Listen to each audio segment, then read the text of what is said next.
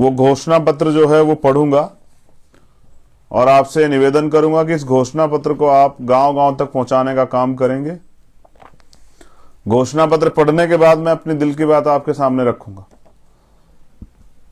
तो हमारी पहला संकल्प है, ये एफिडेविट है जो हम कहेंगे उसको करके दिखाएंगे कि सभी के लिए फ्री शिक्षा और सभी के लिए फ्री इलाज, सभी टेस्ट फ्री, चाहे प्रोफेशनल एजुकेशन हो, चाहे एकेडमिक एजुकेशन हो, चाहे टेक्निकल एजुकेशन हो। पैसे की कमी के कारण किसी नौजवान के सपने टूट ना जाएं, इसलिए सभी के लिए मुफ्त शिक्षा। और पैसे की कमी के कारण किसी का अपना उनसे दूर ना चला जाए, बेहतर इलाज ना मिलने के कारण, इसलिए सबके लिए फ्री इलाज और free test. Azad Samaj party की सरकार बनने पे ये दिया जाएगा। दूसरा, सभी प्रकार के कृषि ऋण जो है वो माफ किए जाएंगे। खाद और बीज सभी किसानों को फ्री दी जाएगी। कृषि में उपयोग होने वाले उपकरणों की खरीद पर 30% सब्सिडी। हर गांव-गांव न्याय पंचायत में कृषि मंडियां बनेगी। सरकार बनने के 30 दिनों के भीतर यह राज्य छुट्टा पशु मुक्त होगा। पशु बाजार को बढ़ावा देकर, यानी एक बाजार से दूसरे बाजार या स्थान या एक राज्य से दूसरे राज्य तक ले जाने की कोई पाबंदी नहीं रहेगी। ये किसानों के लिए है, किसानों की बुनियादी समस्याओं को और उनकी आय दोगुनी करने के लिए। वैसी आय नहीं जैसे प्राइम मिनिस्टर ने फर्जी आय की बात की थी। आय की जगह उनका खर्चा दुगना हो गया। मैं युवा होने के नाते युवाओं के दर्द को समझता हूं और मैं आपसे एक युवा होने के नाते वादा करता हूं कि 20% युवाओं को जो प्रदेश के हैं उनको सरकारी नौकरी देने का काम हम लोग करेंगे। 80 लाख युवाओं को रोजगार के अवसर देंगे। समूह ग और घ की संविदा की कर्मियों की जो नियुक्तियां है, उन नियुक्तियों में आरक्षण और 5 साल बाद नियमितीकरण का प्रावधान लागू करेंगे। जो ग और घ की नियुक्तियां हैं, 5 साल में जो लोग लगेंगे उनको 5 साल जो नौकरी करेंगे उनको परमानेंट किया जाएगा। और ये इसलिए हमने रखा क्योंकि 69 शिक्षक भर्ती के बच्चों का मामला हमने देखा और उससे अलग भी पूरे देश में बेरोजगारी का आलम इन धनतंत्र वाली राजनेताओं को पार्टियों को नहीं दिखाई देता कि बेरोजगार सुसाइड कर रहा है। पढ़ा लिखा नौजवान मजबूर है, अपने सपनों को कुचलते हुए देख रहा है, खुद को मायूस है, उसके मन में सपने हैं कि सरकार उनकी बात को सुनेगी, लेकिन ना सरकार उनकी और ना ही उन बच्चों के सपनों सरकार को मतलब। तो ये फैसला लिया गया है। मैं ये इसलिए पढ़ के सुना रहा हूं कि आपको समझाने में आम आदमी को आसानी हो। जातिगत जनगणना और उसके आधार पर शासन प्रशासन सत्ता, सरकारी नौकरी, सरकारी ठेकों आदि में जातियों के अनुपातिक प्रतिनिधित्व को देने का बिल हम लाएंगे और उसको पास करा के ये सब चीजें लागू करेंगे। निजी क्षेत्रों में दलित, पिछड़े, आदिवासी और अल्पसंख्यकों को युवा योजना के तहत 85% आरक्षण लागू करेंगे। दलितों, पिछड़ों और आदिवासियों के लिए प्रमोशन में आरक्षण के बिल लाएंगे और सभी बैकलॉग वैकेंसियां जल्द से जल्द भरी जाएंगी।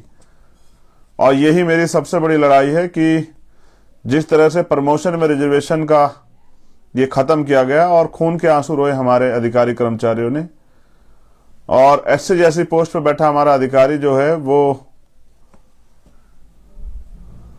जेई बन गया, एसडीओ बन गया, इस तरह की जो है हालात बनी। तो मैं समझता हूं अब रोने से काम नहीं चलेगा, अपनी लड़ाई को मजबूत करना पड़ेगा। तो 85% बहुजन समाज के लोगों से मेरी मांग है कि अंधविश्वास, पाखंडवाद पर आधारित कुछ भी हमने नहीं रखा है।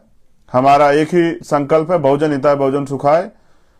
और एससी, एसटी, ओबीसी, माइनॉरिटी करो विचार, कब तक सहोगे अत्याचार। एक योजना है हमारी बेटी योजना के तहत 18 से 25 वर्ष की जो महिलाएं हैं, चाहे वो दलित समाज की हो, पिछड़े समाज की हो, आदिवासी और चाहे वो अल्पसंख्यक वर्ग की बेटियां हो, उनको पढ़ने के लिए सालाना 18,000 रुपए दिए जाएंगे। एक योजना हमारी आएगी बहन योजना, उसके द्वारा 26 से लेकर 50 वर्ष की बहनों को सालाना 6 गैस सिलेंडर मुफ्त तथा 12,000 रुपए दिए जाएंगे। और जो इनसे ऊपर हैं, माँ जो है, उन माँ उनका नाम, उस योजना का नाम माँ ही है। उस योजना के तहत इन वर्ग की महिलाओं को सालाना 18,000 रुपए दिए जाएंगे।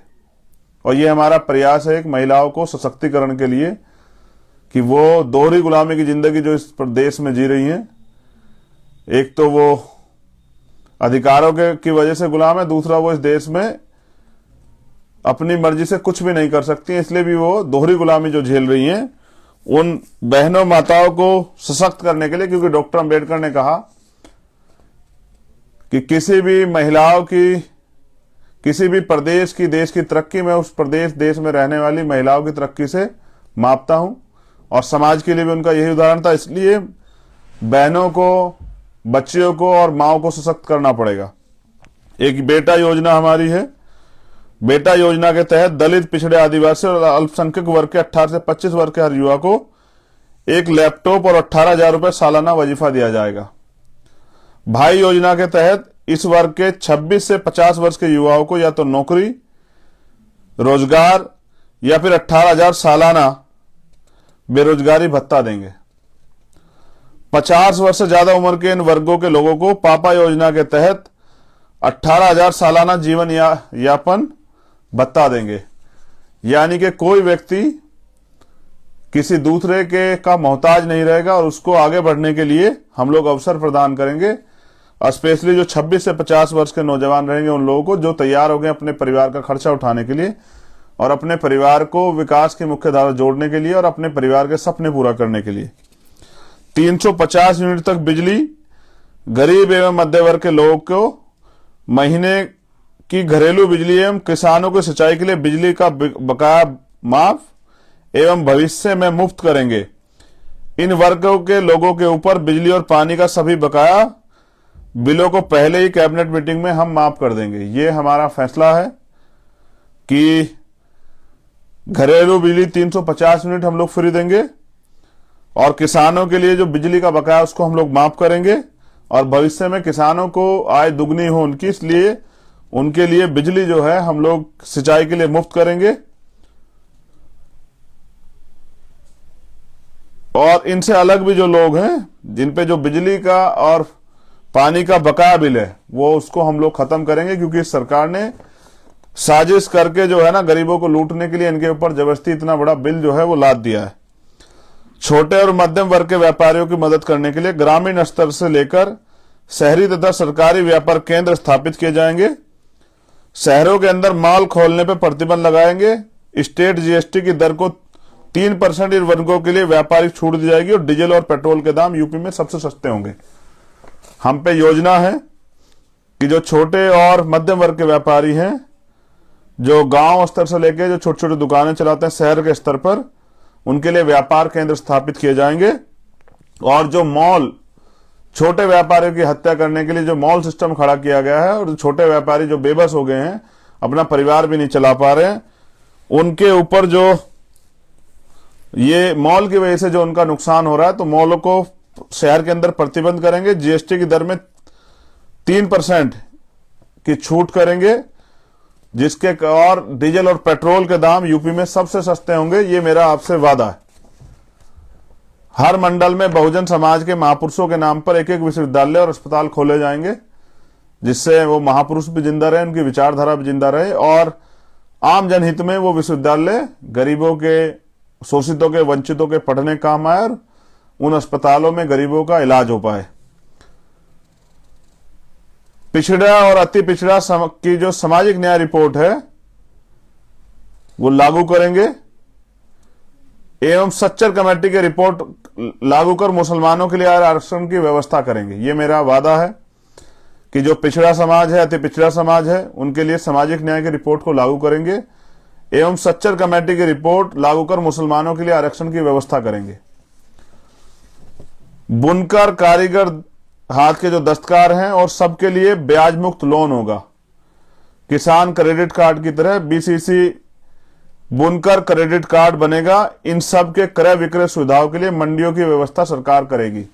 और मैं समझता हूं जिस देश में के प्रधानमंत्री सुरक्षा में 1 करोड़ 62 लाख रुपए रोजाना खर्च होते हो, वो पैसा आम जनता की भलाई में लगना चाहिए। जो नेताओं के ऊपर खर्च होता है पैसा, जिस तरह से उनको सुविधाएं मिलती हैं इलाज के लिए, ट्रैवल के लिए, ऐसे आम आदमी को भी मिलनी चाहिए। और क्योंकि लोकतंत्र सबको बराबरी का अधिकार देता है और संविधान भी, तो कब तक जो है उत्तर प्रदेश और देश की आम जनता जो है भ्रष्ट नेताओं के भरोसे वो हमेशा वोट करती रहेगी और चुनाव के बाद खुद को ठगा महसूस करके पछताती रहेगी। अति पिछड़ा और अल्पसंख्यक पिछड़ी बिरादरियों के लिए अलग से अधिनियम बनाए जाएंगे। मछुआरों को प्राथमिकता के आधार पर जो मछली पकड़ने का काम करते हैं, ग्राम सभा के तालाबों, पोखरों, झीलों और नदियों में पट्टा दिया जाएगा। मत्स्य उद्योग जैसे कृषि आधारित लघु उद्योग को बढ़ावा देने के लिए अलग से व्यवस्था की जाएगी।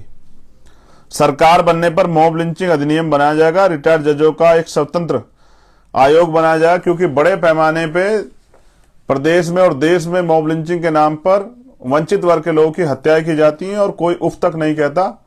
मैं समझता हूं इस पे मॉब लिंचिंग पे एक कानून बनना चाहिए और मॉब लिंचिंग करने वालों को सख्त से सख्त सजा जो है उस कानून के दायरे में रहकर मिलेगी।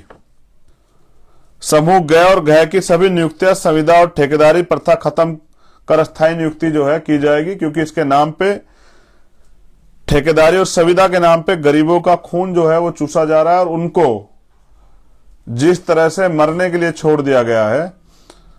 मैंने ये फैसला इसलिए लिया क्योंकि मैं गया था नोएडा और वहां पर सफाई कर्मचारी काम करने वाले हमारे समाज के, बहुजन समाज के भाइयों की सीवर में जाने से डेथ हुई थी। संविदा और ठेकेदारी सभी सफाई कर्मचारियों को नियमित किया जाएगा, पहली कैबिनेट में ही। दूसरा, सीवर लाइन के अंदर सफाई करते हुए सफाई कर्मचारी की मृत्यु होने पर शहीद का दर्जा दिया जाएगा। ये दर्द है मेरा, क्योंकि जैसे जवान होता है, जैसे किसान होता है, और वैसे ही इस देश की सफाई के लिए मेरा समाज जो बड़े पैमाने पे काम करता है उसकी जीवन सुरक्षा जरूर है। और वो अगर इस देश के अंदर की गंदगी साफ करने के लिए बलिदान देता है तो उसको शहीद का दर्जा मिलना चाहिए और वो शहीद वाली सुविधाएं भी सारी मिलनी चाहिए। लेकिन अगर हम रहेंगे तो मैं समझता हूं कि फिर बिना जो इक्विपमेंट्स हैं सुरक्षा के, उनके बगैर कोई भी काम जो है सफाई कर्मचारी वर्ग को नहीं मिलेगा, और वो भी नियमित नौकरी के तौर पे, ना कि ठेकेदारी और संविदा के तौर पे।